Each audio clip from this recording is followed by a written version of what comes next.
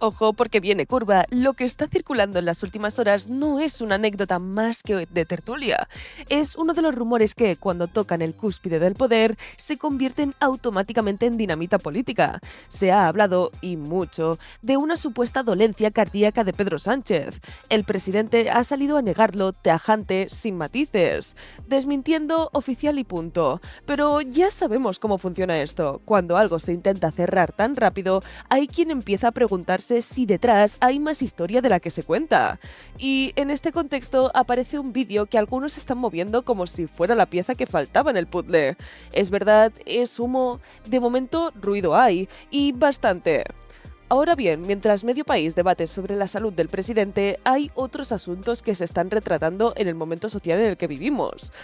Uno de ellos es el caso de una mujer que apuñaló en la entrepierna al hombre que, presuntamente, intentaba violarla en un piso de Alcalde Porqueres. El agresor acabó desangrándose y fue trasladado al Hospital Arnau de Vilanova. Y ella, detenida por tentativa de homicidio. La escena parece sacada de un guión retorcido. Alguien que se defiende de una agresión sexual y termina esposada. Aquí entra en juego Carla Galeote, activista feminista muy activa en las redes sociales. Su reacción fue directa. ¿Qué se supone que tenía que hacer la mujer? ¿Dejarse violar? En este punto concreto, la indignación conecta con mucha gente. La legítima defensa no es un concepto abstracto, es supervivencia pura, pero el debate no se queda ahí. Porque cuando se analiza el contexto, aparecen vídeos y discursos de determinados predicadores islámicos que defienden que la esposa debe obedecer al marido en todo lo que no sea haram, es decir, prohibido por la ley islámica. Y no hablamos de matices suaves, hablamos de declaraciones donde se justifica forzar a la mujer si se niega a mantener relaciones, literalmente. Eso no es un choque de cultura leve, es un choque frontal con los principios básicos de igualdad. Y entonces surge la pregunta incómoda que muchos lanzan. Si permites que entren y se expandan determinadas visiones que consideran a la mujer subordinada, ¿qué consecuencias sociales acabas asumiendo? Es un debate delicado, sí, pero está encima de la mesa y no se resuelve con un tuit indignado ni con un eslogan. Cambiamos de escenario y nos vamos al Congreso. Día de votaciones, tema sensible. Ayudas a las víctimas de los accidentes ferroviarios de Adamuz y Gélida. Resultado: 349 votos a favor, unanimidad casi absoluta. ¿Casi? Sí, casi, porque hubo un voto en contra. Uno, y pertenecía a María Jesús Montero. Motivo, según explicó después, un error al pulsar el botón. En el hemiciclo todo queda registrado, los escaños en verde, uno solitario en otro color. La imagen se viralizó en minutos. Y en el programa de Risto Mejide no tardaron en ironizar con la escena. La pregunta que flotaba en el ambiente era inevitable.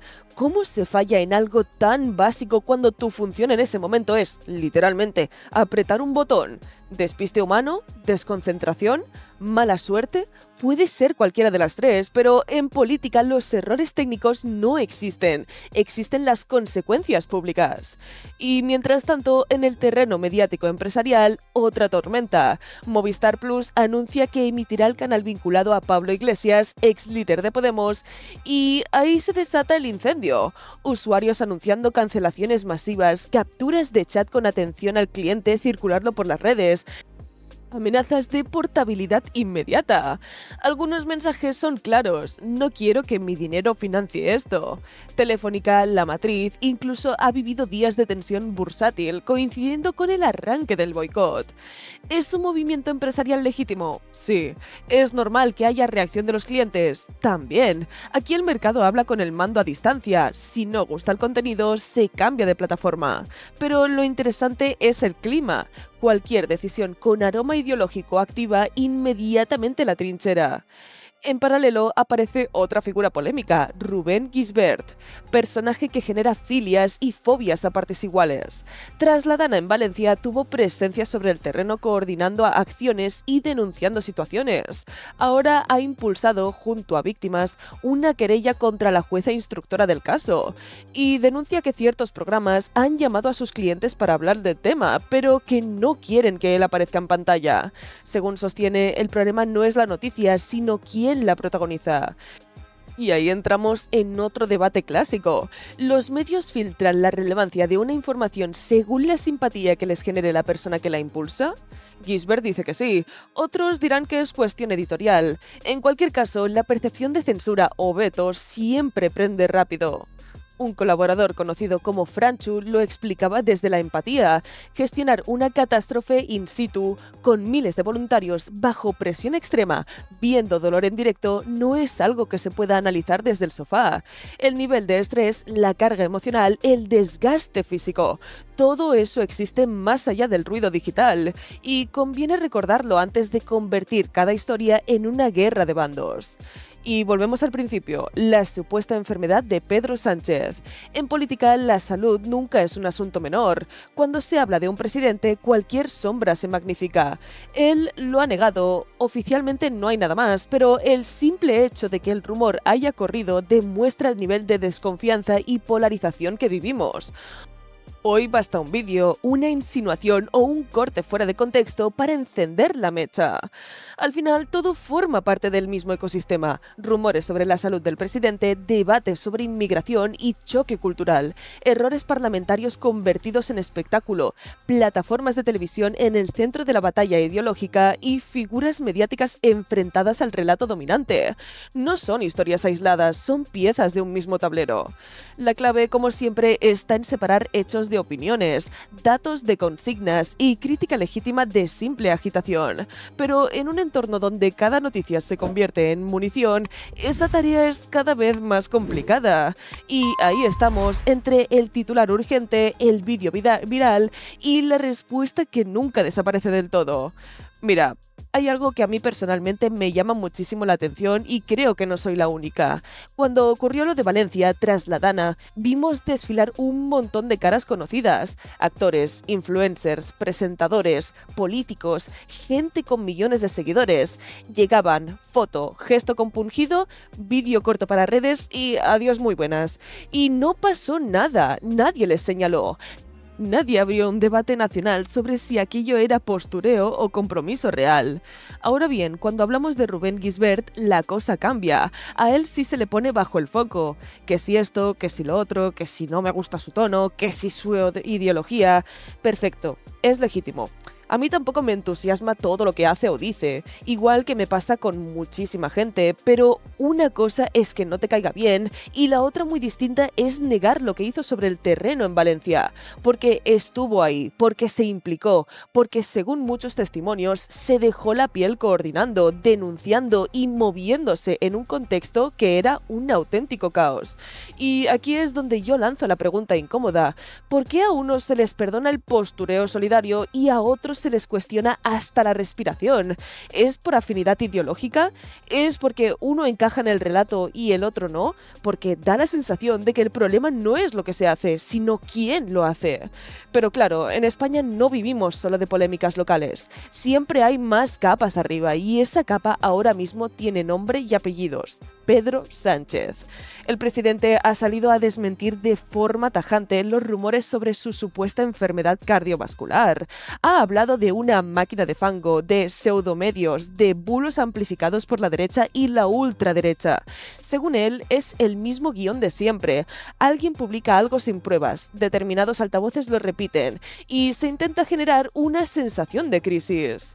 Su mensaje fue claro: no padece ninguna dolencia cardíaca, y añadió algo más, que en cualquier caso, tener una enfermedad coronaria no debería ser un estigma porque millones de personas conviven con ella gracias a la sanidad pública. Hasta ahí, discurso institucional impecable. Pero fuera del atril, la conversación es otra. Hay gente que no se cree nada, así, directamente.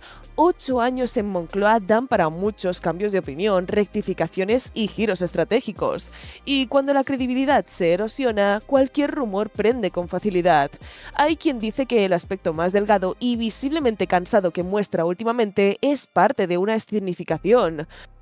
Otros apuntan a cuestiones personales, han incluso hablado de posibles adicciones. Son comentarios que circulan en redes, en tertulias, en chats privados. Nada demostrado, pero el run run está ahí.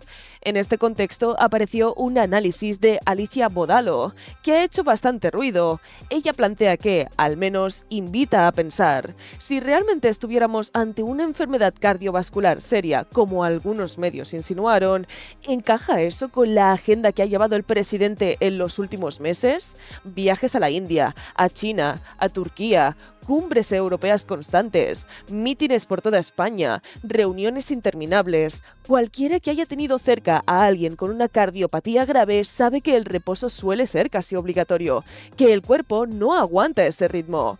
Entonces, ¿qué es lo que está pasando? Aquí entra la parte más política y más delicada del asunto. La legislatura tiene una fecha límite. Las elecciones generales, si se agota el calendario, deben convocarse antes de que termine el plazo legal. Y la ley contempla situaciones excepcionales que podrían alterar esos tiempos. ¿Una enfermedad grave del presidente podría ser un argumento para aplazar? En teoría, sí. ¿Eso es lo que está en la cabeza de alguien? No hay pruebas, pero la sospecha está circulando. Y no olvidemos el contexto judicial. El entorno de Sánchez lleva tiempo bajo presión mediática y judicial. Investigaciones que afectan a personas de su círculo más íntimo. En política, perder el poder significa perder el escudo institucional. Y eso siempre genera inquietud. Por eso hay quien interpreta el supuesto deterioro físico como parte de un plan de comunicación, una narrativa que podría desembocar, llegado el momento, en un anuncio del tipo, por responsabilidad y motivos de salud, las elecciones se aplazan. Insisto, esto es algo que algunos analistas y comentaristas están sugiriendo. No hay confirmación de nada, pero en el clima actual, la desconfianza hace que cualquier pieza encaje en las teorías más amplias. ¿Es maquiavélico? Sí. ¿Imposible? No necesariamente. La política de alto nivel es estrategia pura. Mientras tanto, Sánchez niega la mayor, dice que todo es un bulo, que no tiene ninguna enfermedad cardiovascular, que lo que hay es una campaña de intoxicación, y probablemente tenga razón en que hay sectores interesados en debilitarle. Pero también es cierto que cuando un líder acumula años de poder, enemigos y polémicas, la sospecha se convierte en compañera permanente.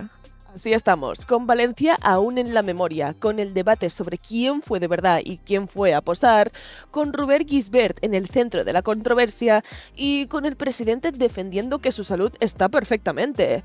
En medio, una ciudadanía que observa con escepticismo, cansada de relatos cruzados. Al final, como siempre, el tiempo pondrá las cosas en su sitio. Si no hay enfermedad, quedará otro episodio de rumorología política. Si la hay y se confirma más adelante, entonces la conversación será muy distinta. Pero lo que es indiscutible es el clima. Vivimos en un país donde ya nadie se cree nada a la primera. Y eso, más que cualquier rumor, es lo verdaderamente preocupante. Pero bueno, gente, este es el vídeo de hoy. No olvidéis darle like si os ha gustado el vídeo, suscribiros para más contenido y dejadme vuestra opinión en la cajita de comentarios, ya que siempre me gusta ver cuál es vuestra opinión.